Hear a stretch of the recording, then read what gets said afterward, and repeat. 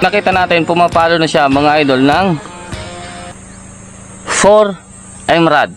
So kita nyo 4 emerald. So pwede nyo na yan i-note na pag 4 emerald yung aking target, ibig sabihin 20 yards ito.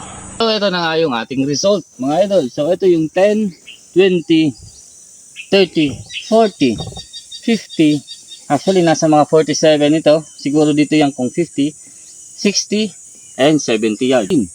Ayan. So sa mga 15, nandito yung first zero natin, near zero. Then babagsak siya dito sa 40 mga idol ng zero. Mga idol, so ito mga idol is estimate po ulit ng inyong target. Then ito yung kanyang drop. Then ito yung pag denial nyo na ito yung mga point of impact. So sana panoorin nyo hanggang dulo mga idol. So sa mga baguhan dyan, baka may matutunan kayo ditong panibagong diskarte para sa inyong mga hobbies mga idol. Magandang umaga sa inyo lahat. So marami nagtatanong sa atin mga idol kung paano gamitin yung ating Torres dial. Saan maganda mag zero, and yung iba kasi walang mga star lock, so mahirapan sila pagdating sa long range. Pero isa lang naman ang advice ko dyan mga idol, wag nang pilitin kung hindi kaya, kasi pag kailangan talaga natin ng malayo, kailangan natin mag-invest. So mag-invest ng rangefinder, mag-invest ng chrono, magandang unit, capable na projectile. So, lahat yun mga idol, scope na maganda, yung hindi pa iba-iba yung zero. So, lahat yun mga idol, kakailanganin natin. Pero gagawa ko kayo mga idol ng example. So, ito mga idol, pinutok ko ito nung nakarang araw. Ginawan ko na sana ito ng video. Ang velocity nito mga idol is 946, 949. Or parang ganyan. So, ngayon, ito yung zero talaga na kinukuha ko, yung sa 33 yards. Itong parting ito. So, dito mga idol sa 33 yards. So kung mapapansin natin, ito mga idol is 10, 15, 20, 25, 30, 35, 40, 45, 50, 55. So meron akong pinutukan na iba-ibang distance para sana makita yung drop. Ang problema ko dito mga idol is napaka-liit. Kung titingnan natin mga idol, dito yung gap ko is almost 1.5 inch lang sa 55 yards galing sa lahat na ito. So yung drop natin, so ang ginawa natin sa unit natin, kasi babaguhin natin yan, dadagdagan din natin kung paano natin sukatin yung ating mga target sa distance kung wala talaga tayong rangefinder. So dadagdagan na lang natin yan ng video, yung video natin.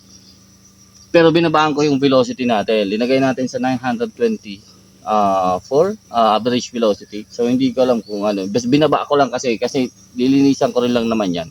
So ngayon, ito lang example natin. Gagawa ko ulit ng bago dito. Titingnan ulit natin, i-compare natin ito, tapos yung panibago. So same, 10, 20, 10, 15, 20, 25, 30, 35, 40, 45, 50, 55. Pero pwedeng gawin ko na lang mga idol, 10, 10, 20, 30, 40, 50, 60. So para hindi ako mahirapan mga idol magkabalik-balik. Kasi ito, maraming times akong bumalik ng range, kasi ito yung ginagawa natin, inuurong natin sila papunta doon. So anyways, pero mas maganda ito, ito yung gawin yung example na itong gawin nyo na mga distance mga idol. Mas mainam kung 3, pwede kayo magsimula sa 25, 28, tapos 31 or 30, parang ganyan. So para mas pino, pwede nyo gawin yan. Pero itong gagawin natin example is shortcut lang para naman may magkaroon kayo ng idea. So itong gagawin natin mga idol sa mga walang rangefinder at pinipilit pa rin talaga na tumira ng malayo. Tapos tingnan natin dito kung hanggang saan yung kaya. Kung sa 60 pwede pa akong bumira sa unit natin as a setup ng 920. So makikita natin yan dito kasi meron tayong tinatawag mga idol para sa akin pag hindi na po capable yung unit sa distance, like pag 50 hindi na kalat na yung tama niya, wag na nating pilitin yan. So aatras na tayo. So pag alam natin na 50 na yung target natin, is hindi na natin siya bibirahin. So hindi na natin yan bibigyan mga idol. So ang tawag dyan, depende sa inyo kung talagang susugal nyo walang problema. Pero ang tawag dyan, syempre hindi na po talaga tatama dyan. So ito yung mga groupings natin, 3 shots lang yan mga idol na binigay natin. So ito ata 4 kasi meron akong isang flyer dito na wind. So tayo dito ng size target. So magsusulat ako dito or maglalagay ako dito mga idol ng kahit ito na lang na tape siguro para hindi kahit pag mali ako at least mababago natin yan. So, ayan. So lagyan na lang natin to ng dulo line. So, etong ginagawa natin dito, magiging reference ito mga idol lang tayo ng isang target. Like, kung anong sukat ng dove, sukatin nyo ng kahit kahoy o ruler, tapos yan ang nilagay nyo dito. Ito yan. So, ito yung magiging reference natin. Gawin lang natin itong mas makapal para madali natin makita kung asan yung end line. So, yung gagawin natin dito mga idol, ito yung susukatin natin down range kung gaano kalaki siya. So, ibig sabihin, ito mga idol, pwede ito sa SFP or FFP. So, kung SFP yung gamit nating scope, huwag niyong papalitan yung magnification. Kung halimbawa, nasa 10 times kayo, huwag niyong gagalawin throughout this hanggang sa pag-hunt nyo. So, yun na yun. So, yung 24 times, alam ko nasa 12 maximum power yung true, true scope. Yun.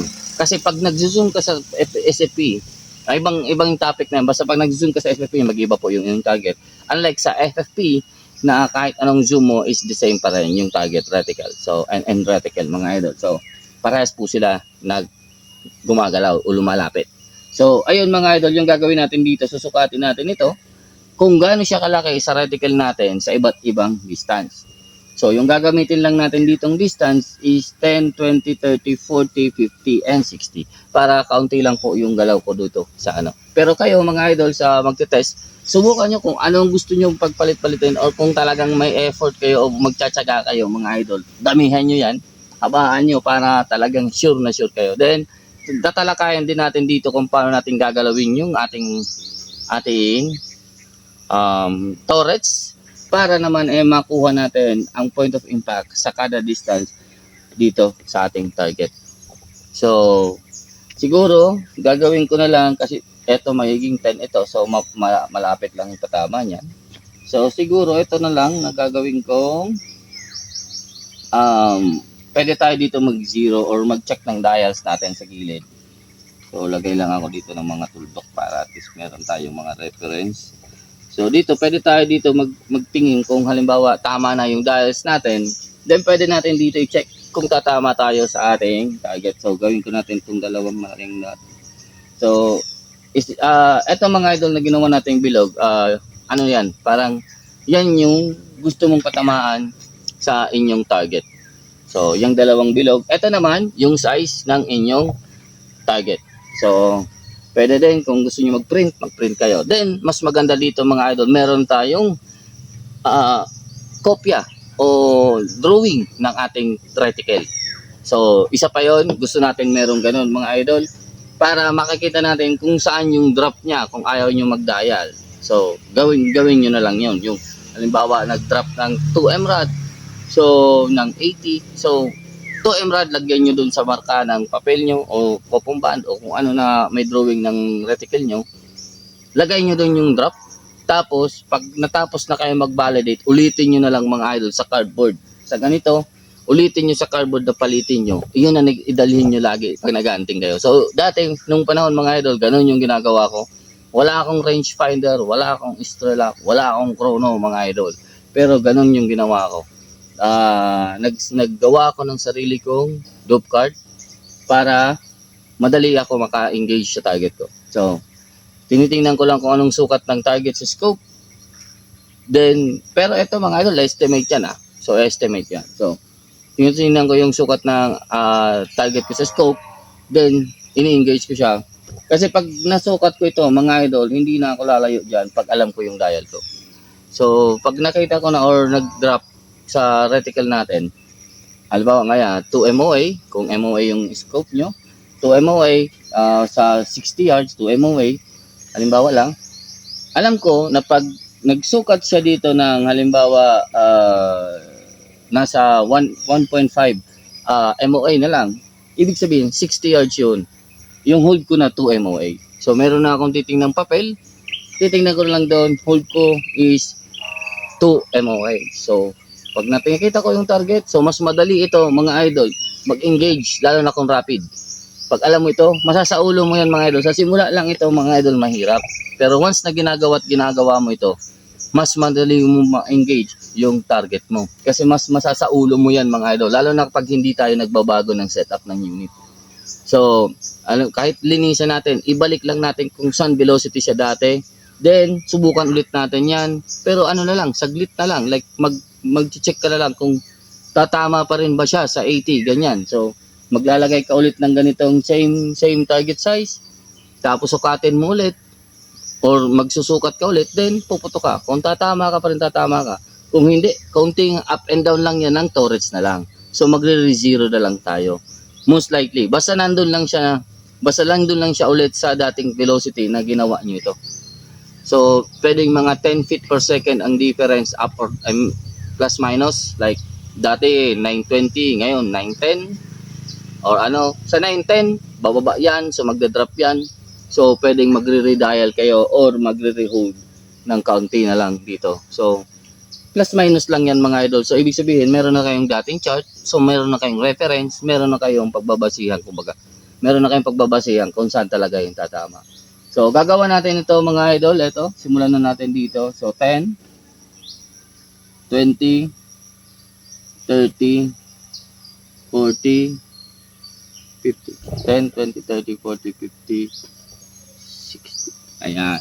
So, sa 60, expected natin na magdadrop tayo. Pero yung gagawin natin dito, mga idol, kahit mag-zero tayo dito para ma-hit natin ito, yung gagawin natin dyan, pag puputok tayo dito, ibabalik natin yan sa dati kung saan tayo pumutok dito. Ayun. Ibabalik natin yan para makita natin yung arc ng ating projectile. So, hopefully, maganda yung groupings natin para makita natin ng maayos. Pero kung hindi man maganda yung groupings na mangyayari, mga idol, yung gagawin natin dito, kukunin na lang natin yung parang center ng groupings. Then, dun tayo gagawa ng ganitong arc. So, sana po isuportahan nyo pa rin itong video kahit mahaba na po yung aking explanation. So, gagawan ko ng sana maikling video lang yung pagputok dito para makita natin. Pero mas gusto ko nakikita natin ng malinaw etong pagsukat dito, then yung drop niya dito sa ating reticle. So, as much as possible, sana panoorin nyo hanggang dulo, mga idol. So, sa mga baguhan dyan, baka may matutunan kayo ditong panibagong diskarte para sa inyong mga hobbies, mga idol. So, ito, hindi po pang precision shooting ito, pang hunting setup. So, sana makatulong ito, mga idol, lalo na sa mga hilig dyan magbukid, or nakalimutan yung kanyang range finder. Pwede yan mga idol. Then, tingnan natin kung ano magiging result mga idol. So, ayun. Stay tuned lang. Ilalagay natin to. Simulan natin sa 10. Then, going tayo hanggang 60. Then, hopefully mga idol, maganda yung ating makukuhang result. So, nag-zero ako sa 41 yards. So, hopefully, pagdating natin dito sa 40, magde-dead center ako. Or, tingnan na lang natin kung saan tayo dito magde-dead center. Kasi magkakaroon yan mga idol. Lagi yan magkakaroon. So anyways, tingnan natin kung magkakaroon tayo ng dual zero. Yung far and near and far zero mga idol. Katulad yan ito. So 15 yards and 40 yards. So 15 yards and 40 yards parehas yung point of impact. So same point of impact. Pag nag-zero ako ng 15 yards, yung second zero ko is 40 yards. Ibig sabihin yung 30 o yung 20, 25, 30, 35 mataas po sa aking point of impact o point of aim. So, ibig sabihin, hold under ako. Aakyat yan mga idol. Aakyat itong arc, pupuntahin dito sa ibabaw. Ganyan. So, ibig sabihin, yung patama natin, mataas kaysa dito sa pagdating niya ng 40, papalo yan ng 0. So, eto mga idol, magkakaroon niya ng ganyan. Kaya, etong kinukuha ko lagi na peak ng aking, ang tatawag ko dito peak, or tawag din nila, ayun, ng peak ng inyong arc. So, para sa hunting, ito yung para sa akin. Pero kung long range shooting mga idol, pwede kayong pumili ng 10 and 50. So, yung 10 naman, tingnan nyo, yung 10 yards and 50 yards mga idol, same din yung kanyang point of impact. So, ay 10 and 45, same din yung kanyang point of impact.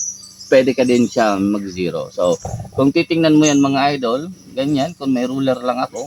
So, from 15, 20, 25, 30, 35, 40, 45, pasok pa rin yan sa inyong reticle. So, wala kang problema to market ng dove dyan. Just aim ka lang mga idol dito sa kilikili.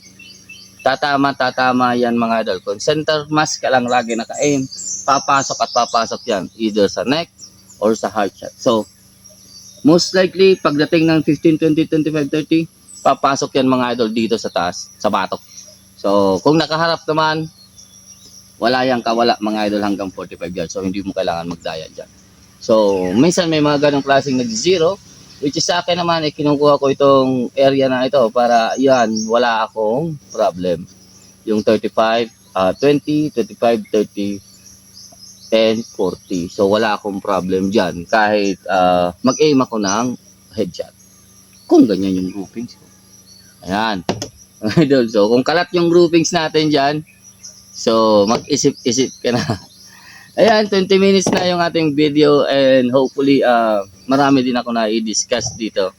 Then, try natin mga idol, gawin ito actual. Tingnan natin kung paano natin yan titirahin and tingnan natin yung result sa part 2 ng aking video. Nakita natin, pumapalo na siya mga idol ng 4 MRAD. So, kita nyo, 4 MRAD. So, pwede nyo na yan i-note na pag 4 MRAD yung aking target, ibig sabihin, 20 yards ito. So, ito na nga yung ating result, mga idol. So, ito yung 10, 20, 30, 40, 50. Actually, nasa mga 47 ito. Siguro dito yan kung 50, 60, and 70 yards. Ayan. So, sa mga 15, nandito yung first zero natin, near zero. Then, babagsak siya dito sa 40 mga idol. Dan zero. Mga idol, so ito mga idol is estimate po ulit ng inyong target. Then, ito yung kanyang drop. Then, ito yung pag denial nyo na ito yung mga point of impact. So,